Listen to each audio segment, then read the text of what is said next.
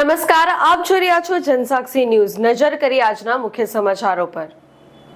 ઝઘડિયા તાલુકાના માલજીપુરા ગામમાં ગત તારીખ 27 ફેબ્રુઆરી 2020ના રોજ લગ્ન પ્રસંગે ડીજેમાં રાકેશ ઠાકોર વસાવા અને તેનો મિત્ર નાચતા હતા। તે સમયે નાચવા બાબતે કુંજન વસાવા દ્વારા રાકેશ વસાવાના મિત્રને લાફા ઝીકી તે વચ્ચે છોડાવવા પડ્યા હતા। જે બાદ રાકેશ વસાવા ફળિયામાં નવીન વસાવાના ઘરે ગયો હતો, જ્યાં તે ટીવી જોતો હતો। તે દરમિયાન કુંજન વસાવાએ ચપ્પુ વડે રાકેશને છાતીના ભાગે હુમલો કરતા તેનું કરુણ મોત નીપજ્યું હતું।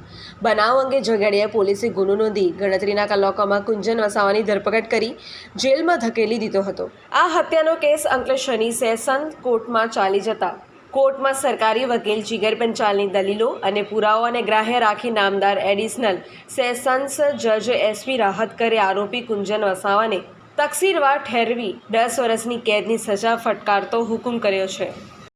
તારીખ 27/2/2020ના રોજ માલતીપુરા ગામમાં લગ્નમાં ડીજેમાં નાચવા બાબતે તકરારની રીસ રાખીને આરોપી કુંજન કેશુર વસાવે મળન જનાર રાકેશભાઈ ઠાકોરભાઈ વસાવાને છાતીના ભાગે ચપ્પુ મારી ગંભીર ઈજા કરેલ હતી।